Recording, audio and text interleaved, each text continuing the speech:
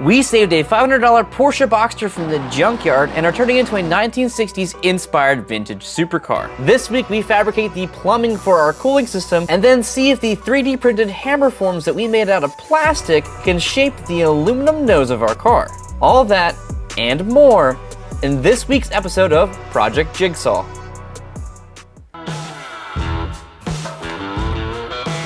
This is like a big puzzle.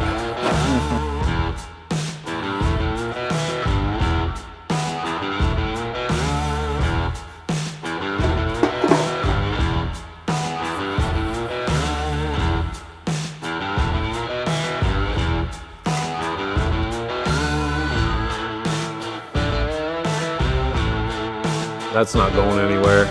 So our forming bucks are printing, and while we wait for them to print, we're not gonna wait around, we're gonna work. We disconnected our cooling system, and so we can't drive this car more than like 30 feet without concern for our engine, and we wanna change that. The big problem is we've put in a radiator in the middle where we had two on the sides. The original cooling system had two hoses on each side for a total of 4, and our radiator only needs 2. The other part of it was they were very tiny. The engine that was originally in this is half the size of the one now. It did not require as much cooling, so we're going to increase the size of the pipes and take them from a 2 and a 4 system into a 2 system.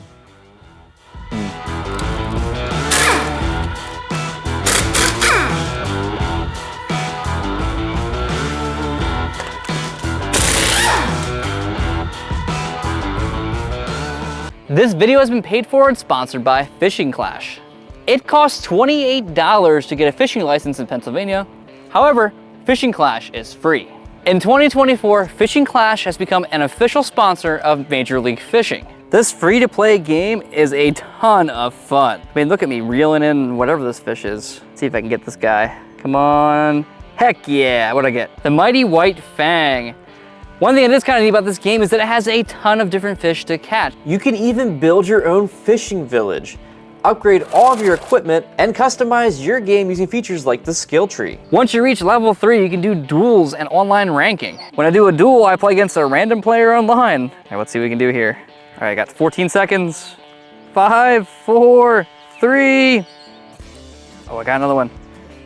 I won my first duel, guys. That could be you. Download the game using my link in the description box or scan the QR code you see on the screen. And you can use our special gift code to get a $20 value reward, including a unique avatar for free. Thank you again to Fishing Clash for sponsoring this video. Sponsorships like this help us continue to make more videos. So if you want to support the channel, hit the link in the description, download the app, and let us know in the comments down below what you think about the game.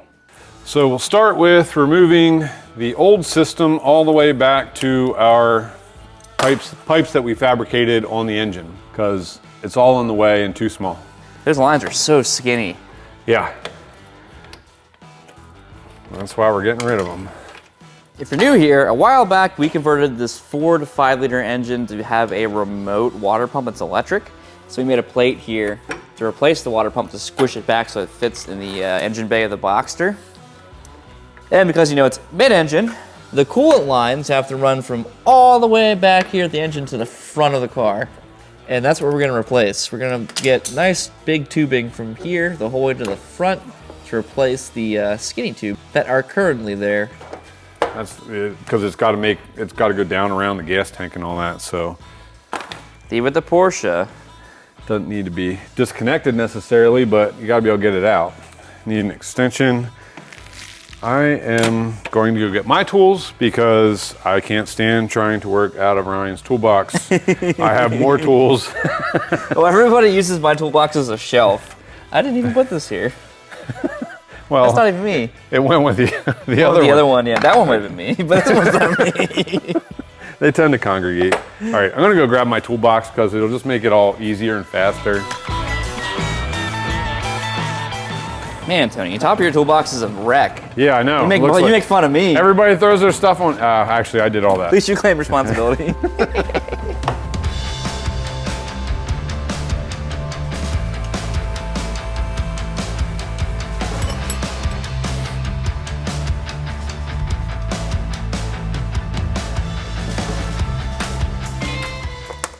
That's not coolant line. Nope, but it's in the way, so I'm just gonna get it out. It's one of the air conditioning lines. And we don't need that where we're going. That's why it's gonna be a target top. You can take the top off. Yep. The one oddball clamp is the one I want to take off. So the tool that I brought with me under the car won't work. It's okay. Do you want me to hand you your ratchet that has 4 extensions on it and a swivel? No, all I need. The death bringer.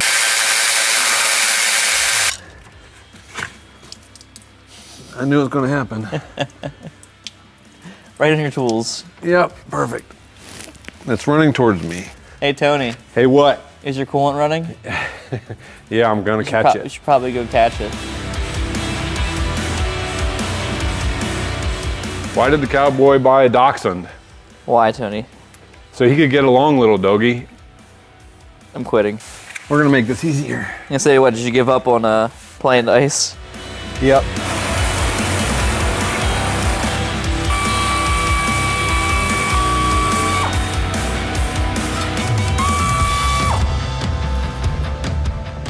You look like Steve Irwin wrestling a snake. He doesn't know I'm trying to help him. There it is. It's a little more obvious with it laid out on the floor. You had a supply and return line to and from the engine, but when it came to the front, because you had 2 radiators, supply went to each one, return went to each one, or came back from each one, and that's a lot more complex than what we need with our new system with a single radiator. So I think what we'll do, we got to start at one end or the other. I think we'll start here because we cut these off and we can sort out what we're doing fitting wise there. But our pipes, our original pipes ran right along this frame rail. And so I think what we'll do is just punch through right about here, which will bring us out here and then run up, hook on there. Yeah, we cut off this fitting in a previous video because it was in the wrong direction. It was pointed straight at the hood. So that was out, yeah. So we got that out of the way. And I think we'll do the same thing over here. We come through the bulkhead and we're gonna be right at our fitting. Yeah, it's gonna go great. Let's go get some pieces.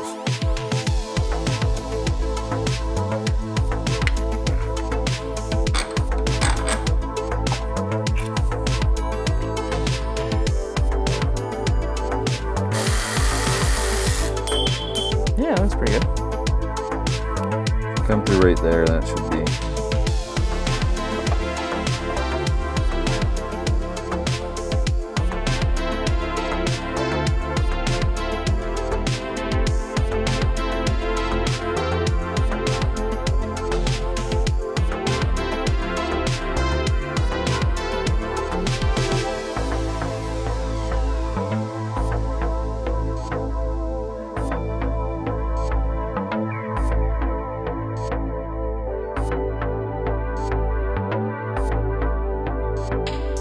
So I think it's coming along pretty well. We've got the pipe run here and through the bulkhead where I drilled the hole through there. That was pretty straightforward. Come around to the other side. It comes through, it goes down through here. And actually I had this pipe down in there, but after I made it one piece, it doesn't really want to go in and out through there. It's just too much. I think I'm going to cut this tail off here to make this shorter. I should be able to feed this up through, and then we can just make this hose a little bit longer so that will reach, and that'll get us almost to the center tunnel.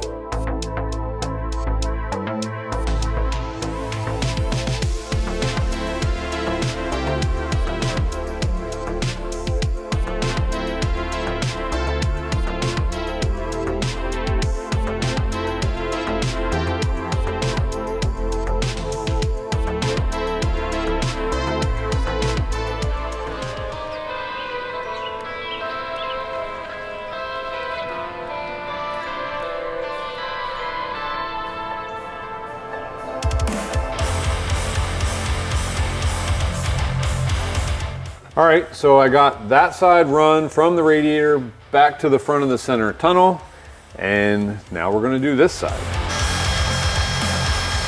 The wrist breaker 9000. Yep. I was being real careful when I drilled that hole because I was going from the inside over there because I was concerned about the battery coming over and kicking into the radiator. Yeah, I don't want that.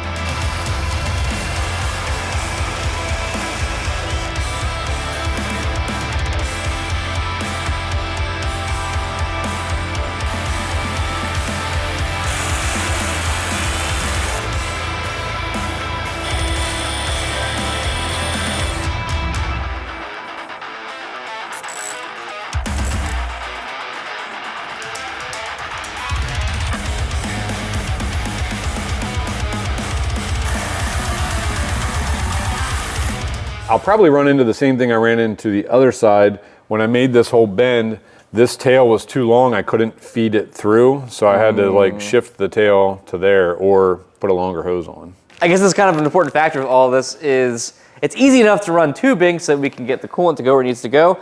The hard part is making sure it can actually be removable and serviceable. So Tony's doing a great job with that. With all these elbows and couplers and whatnot, you got to think like 4 steps ahead.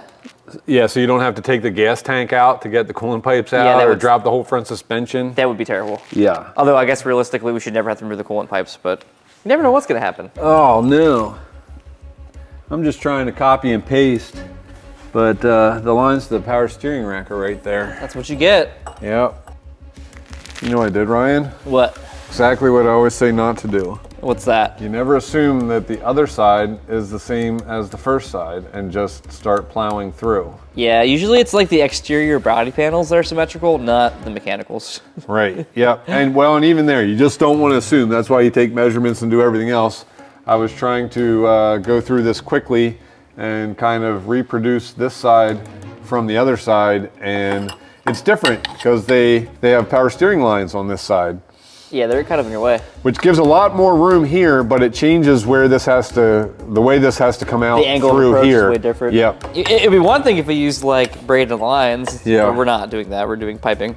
It gets very tight between the gas tank and the frame rail here. If we wanted to keep 1.5 inch ID, like the rubber hose that we have to slide over this won't fit through there. Because we're doing tubing like this, we can actually get a larger diameter. Yep. For more flow. Yep. So it's actually a good thing we're doing this. This is also lighter weight and less expensive. It just takes more time. Time. Yeah. The enemy.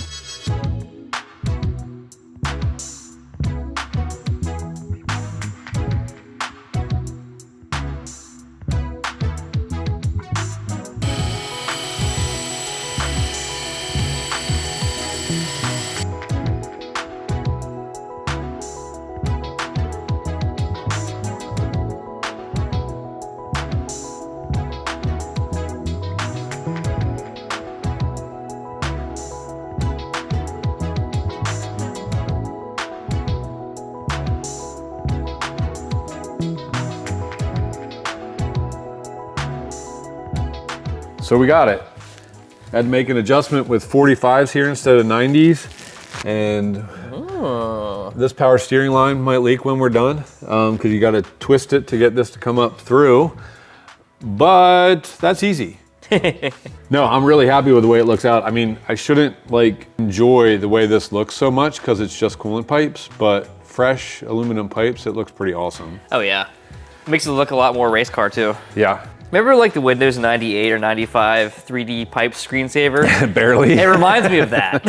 Especially where you see them come together in the center tunnel. Yeah. But I'm happy. We got a lot of welding to do ahead of us. Ooh, that's me. Yep. I can do something finally. Yeah. I did order some more hose so we can address some of those issues we were talking about earlier. But yeah, we're ready to weld.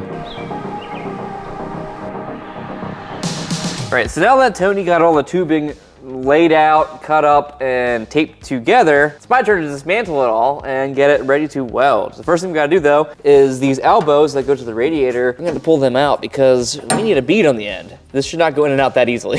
If it did, we'd have problems. If you don't have one of these, I don't even know what it's called to even tell you what it is. But what it does is you insert it into the tube, like so, and then once it's inserted the whole way, you tighten the screw and these bearings push out, and then when you rotate it, it puts a bead in here, which allows the silicone hose or rubber hose, wherever you use that you clamp on there, it gives it like a nice ridge to clamp onto so it doesn't blow off very easily. I love cut nitbacks.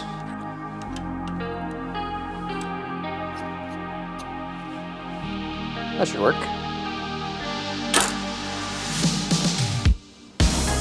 Oh yeah. So we made this steel frame to hold the aluminum shroud for the exhaust air of the radiator, and also to hold the fans when we put the fans on here. We just loosely notched around where the necks are gonna go. As you can see in this one though, this is doing nothing right here.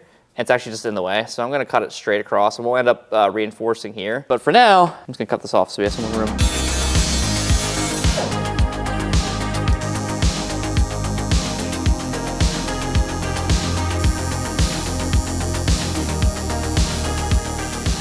It's tough because the radiator sucks all the heat out of the weld, so I have to crank the welder up. But the tubing is so thin, and I'm trying not to blow through that, so I'm trying to like keep the heat on the radiator and then just kind of wick it over a little bit. I think I got it pretty good though.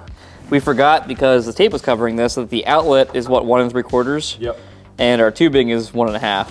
So the step's a little big, but I can just weld that difference, I think. Should be fine. I've certainly done worse in my past. Yes, you certainly have.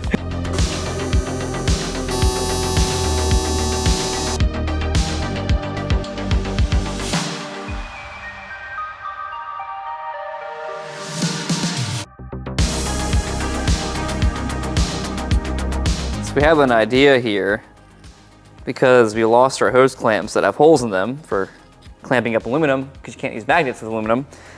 Tony taped all his bends together and the orientation they need to be on. Yes, I could take a marker and put some lines on it to line it up. However, I had an idea. What if I just cut some windows out of the tape? So I can just do a quick tack on both sides. Then these can stay in the orientation they need to be in. We'll fit them back up in the car and make sure they're good. And then at the end, we'll pull them all back off again, then we'll run the beads around.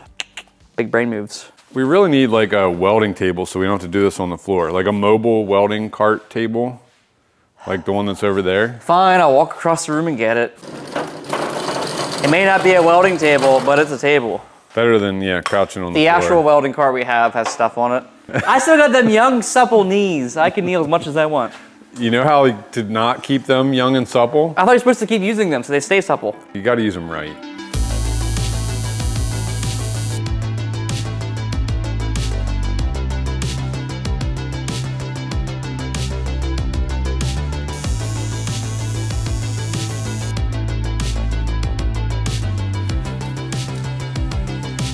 Takes a little bit of extra effort to get the tape off afterwards.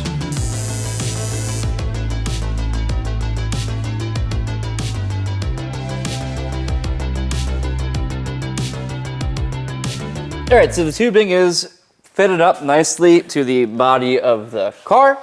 So now we're ready to pull it all back off again and go from tacked to fully welded. Yep, I love putting these in, taking them out, putting them in, taking them out. I've been doing it for a couple of days.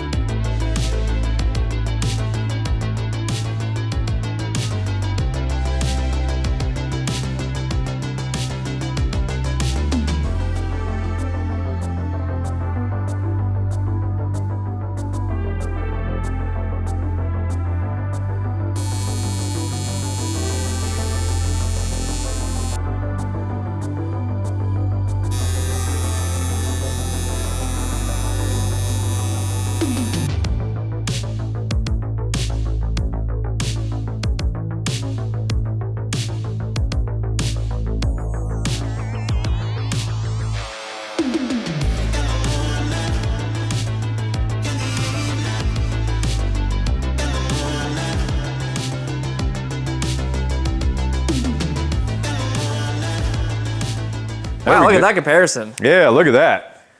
That looks way shinier. I mean, number one, and obviously a lot cleaner. We don't have all these extra pieces and way bigger. Look at the diameter change. Yeah.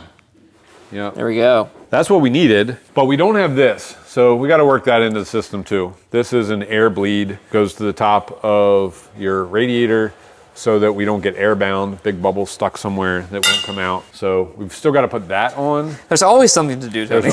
There's always something. And the other thing that we have to do, sides that everything comes out on, is now not what it needs to be. So the inlet and outlet on the engine are inlet outlet, and then on the radiator, it is inlet outlet. Oh, that's what you mean. Yeah, so they cross about? over. But I think I've got an easy temporary solution for that. Ooh, we love temporary here. And a not too bad permanent solution just on the heels of that. So we're not screwing our future selves too badly then? No, not at all this time.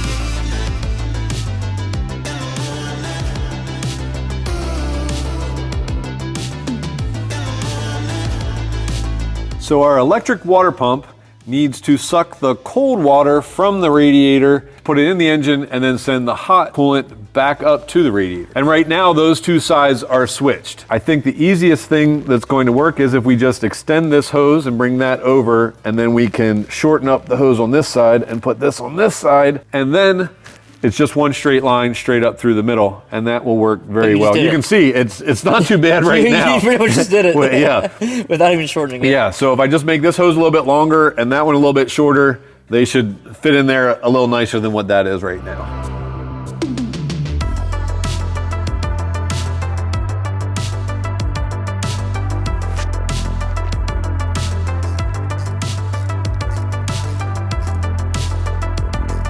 All that bare metal stuff under the car got really rusty from driving it around. We'll fix that later when we wire wheel everything for paint and maybe powder coating it or whatever else we do. Yeah, and final welding. Oh yeah, and final welding. It's also not fully welded yet. So that's the other reason why it's still in bare metal.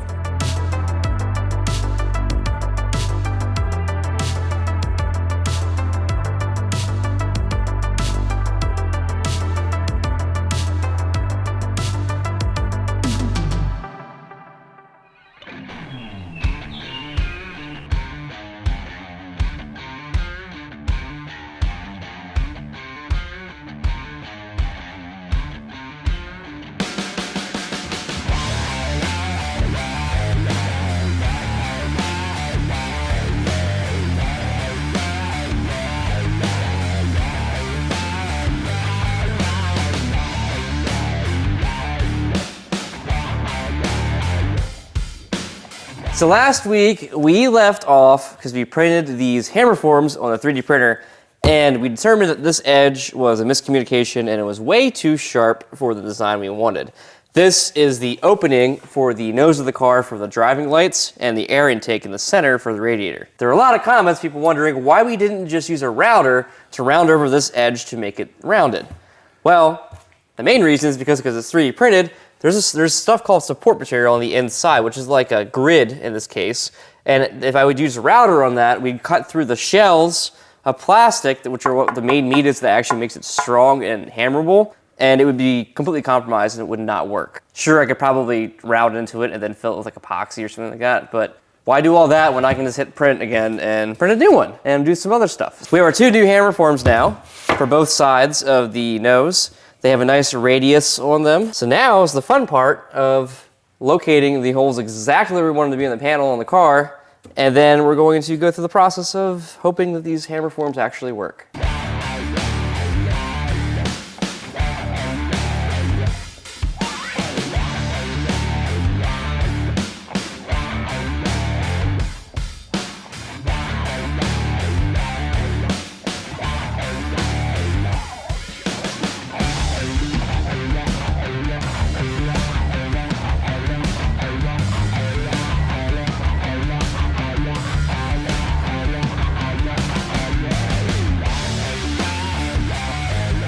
So we centered the inlet there and the driving light ends based off the contours of the panel, not the ends of the panel. So there's a little bit of a difference in the ends and the overhang. But otherwise, it's laid out. And the other thing to keep in mind too, this upper panel right here is being pushed up right now by this, so this gap's a little bit bigger than it'll be in the end. What are you thinking, Tony? Just trying to decide if it's what we want after all this work, yeah. I hate you. But before a bunch more work.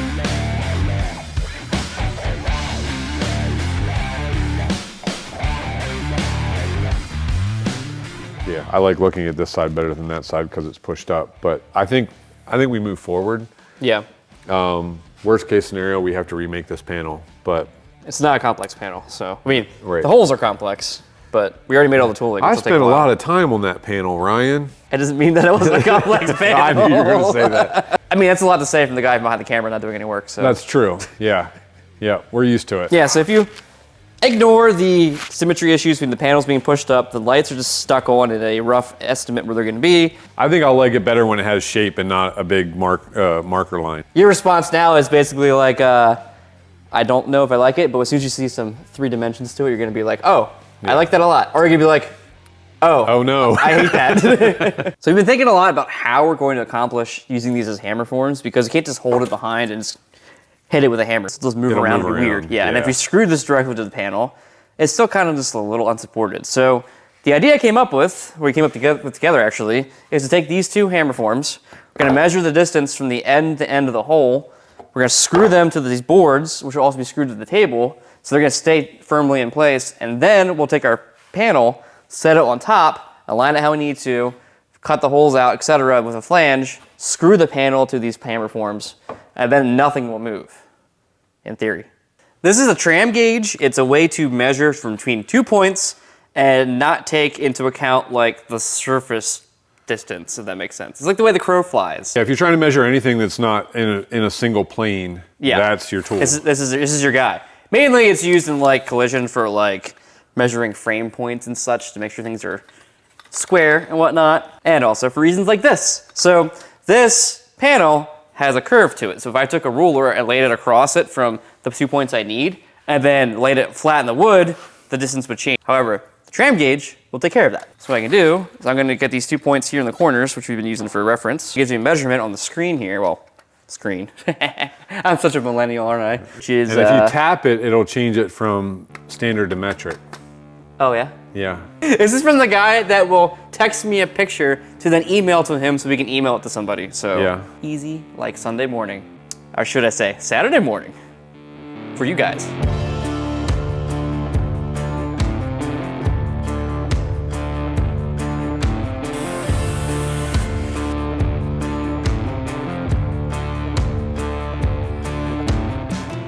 So we put screws to the bottom of the board here into the hammer forms and put a board in the center here, just kind of like keep things aligned and stress-free since we didn't have a board wide enough for spanning these two pieces. I think we're pretty solid. So the other challenge is we need to measure the distance from this flange to the or this edge here, and then, you know, have that mirror to the backside so we can actually get it located in the right spot, because you can't see through the panel to line it up, unfortunately.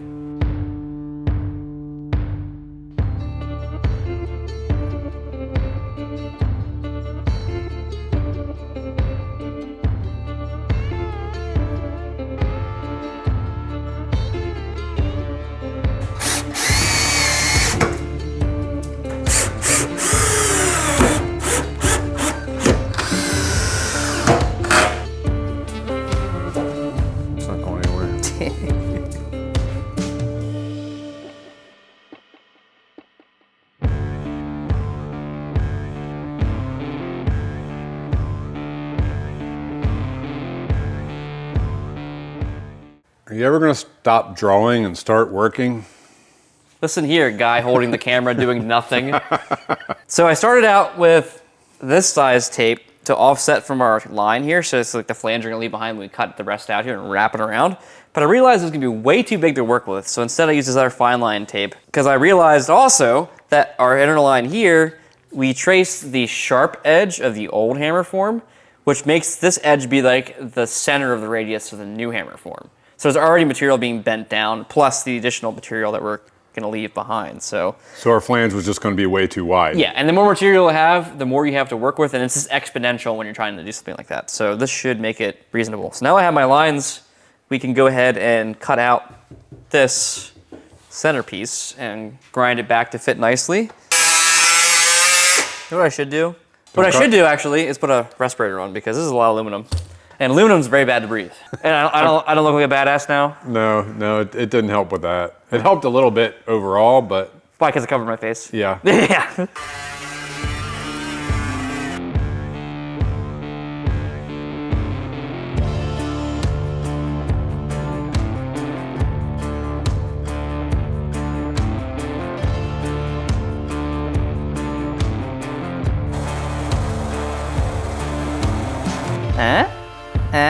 Yeah, it fits. Panel's screwed down. I added 2 more screws on each side to make it like the whole way around the curve. We cut it out, I deburred it. Pretty happy with the flange thickness. So now's the scary part, where we find out if the plastic will withstand the metal Beating shipping. it's about to take. Yeah, but you know, it's gonna beat with another piece of plastic, so. The challenge here, if you haven't noticed, we don't have a hammer form in the center. We just did the complex parts on the end. The idea is to bead roll the center. So I'm gonna try to stay away from the center as much as I can and just work on the ends. One of the big reasons we did that is if we printed that long radius and there was any deviation, once you get towards the ends, it would be too large and it would be too far out of shape. So yeah, we would be wrong. We don't want that. We hate to be wrong. I really hate to be wrong. Yeah, and this is the first time we've done it this way. He doesn't hate it nearly as much as I do. No, it's a learning process for me. I'm younger, so you know I have more mistakes ahead of me to make. But ultimately, this is the first time that we've done it this way, and I wanted to make sure we didn't go too far with it, you know?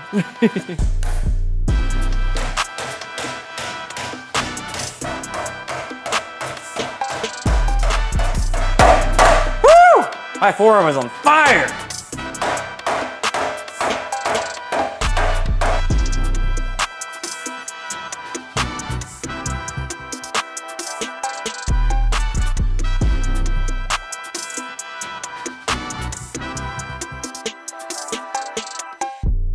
That hemmed up so nicely. And it works really very well. It works really well.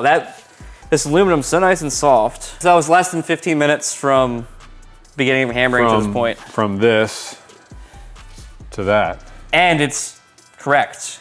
That's the most important thing. It's actually the right shape. Can we do the other side?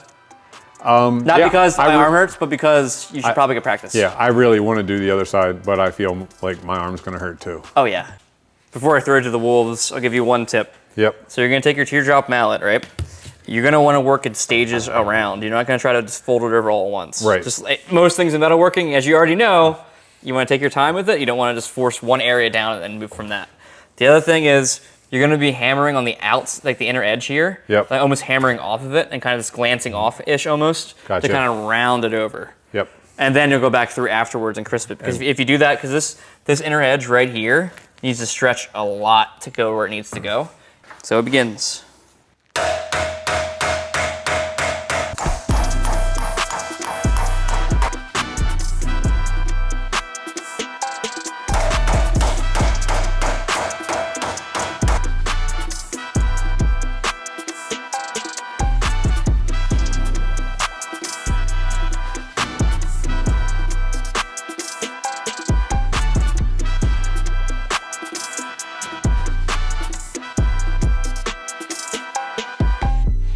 It worked phenomenally. Tony did a good job over here too.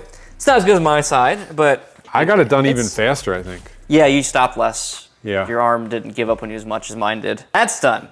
We were just talking for a while here about the center though. So I'm nervous about bead rolling it because this is coming out so nicely and it's so consistent, and trying to bead roll this to match that, I know that my skills can't do that. I know Tony's skills can't do that. I don't want to do that. So we also discussed taking wood and, you know, taking a router to it and rounding it over to this, what we want and everything else, and making a hammer form for the center out of wood. That's not gonna be the most efficient way as well, because number one, we don't have the right router for that. So we have a router, but we do not have the round over bit for it. And two, I don't even know if we can get a round over bit that's the exact same radius as we use, because the top and the bottom are different radii, number one. And number two, we kind of made them up. Lowe's probably won't have the right bits. And then number three, we still have to get good quality hardwood. It all adds up. Whereas instead, I can spend an hour on the computer, I'll 3D scan this, quickly make 2 hammer forms, print them out overnight, and then tomorrow, screw it here and do the same thing we just did. Yeah. So all that stuff we said about not printing a form for this, scrap that. Yeah, scrap that. This is what happens. You'll have that on these bigger jobs. So all that being said, we are very excited what we have right now. We do not want to screw it up. So in the efforts of doing it correctly, we're gonna spend a little bit of time on the computer, get this modeled, get it printing overnight. Tomorrow, we'll pick this back up.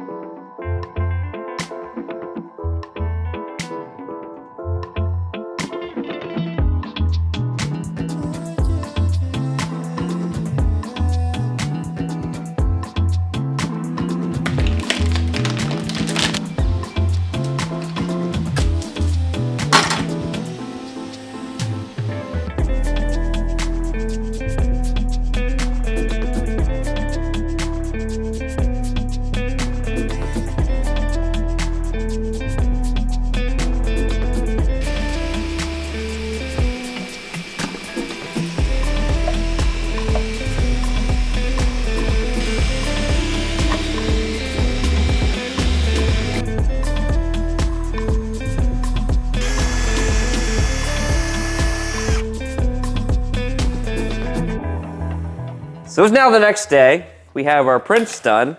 Both prints were not without issue, partly because we were trying to get them to print overnight and not, spend 36 hours printing them absolutely perfectly like we did with these. On the artillery, I printed these vertically downstairs, and the first, third of an inch or whatever, it warped on me. Third of an inch, I don't do standard, we know this. The first 10 millimeters got a little weird. So that's not a problem, we can work around that. It also didn't finish right. I don't really know what's up with that. That printer's a little finicky at times. The other thing is the upper pieces. I had an issue where the corner down here lifted off the build plate a little bit near the halfway through the print or whatever, and it smooshed this layer right here. So it got to this point, this lifted up and it pushed into it here and caused a layer issue. We might need to do a little bit of reconstruction here just to make sure it doesn't move. I did that on both of them, so that's fun. And hopefully these will fit. I can't put them in right now because there's a board in the way, but I left room in the CAD model for things to fit. So again, a little bit of trimming here and it'll fit just fine. So let's get it together here and get back to hammering.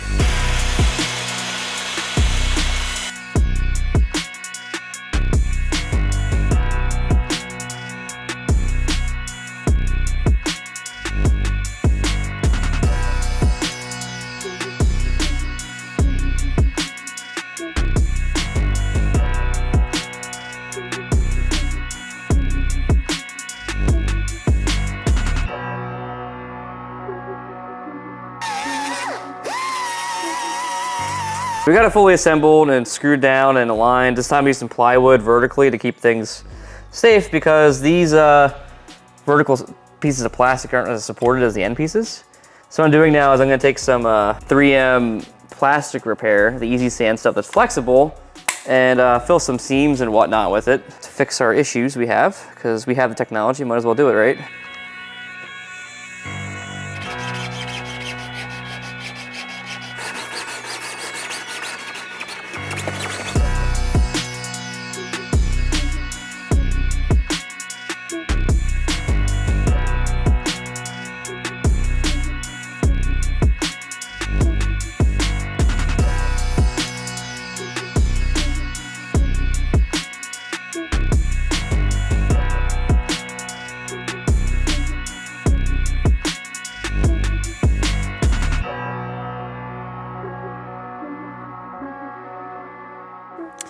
So we're screwed on here now except for the top because we realized we did our measurements for our lines from the bottom edge up and whatnot. We didn't really account for the curve of the panel itself. So you'll notice the top here, the plastic gets a little bit close to our flange. So our flange is a little bit shorter than we intended it to be.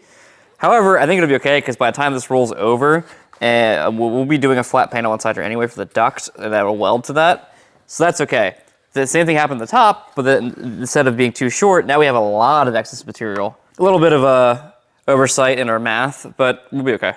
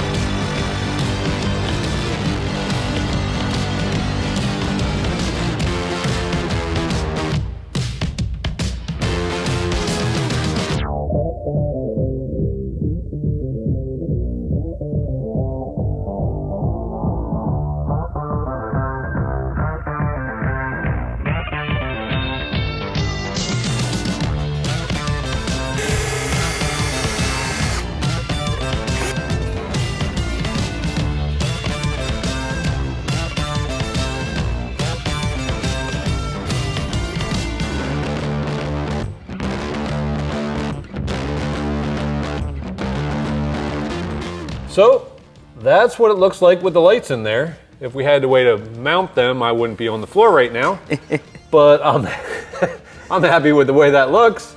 So next we will finish off the buckets for these driving lights and also finish off our air inlet for the radiator, top and bottom. We got to figure out mounting these driving lights as well and make sure that they clear around our hinges for the clamshell, and also finish that. So we'll get rid of this and put more bushings in there. Just keep finishing and finishing and finishing. Don't forget to check out Fishing Clash, the sponsor for this week's video, and use our code Coachworks to get your free prize. Thanks for watching, guys, and we'll catch you next week.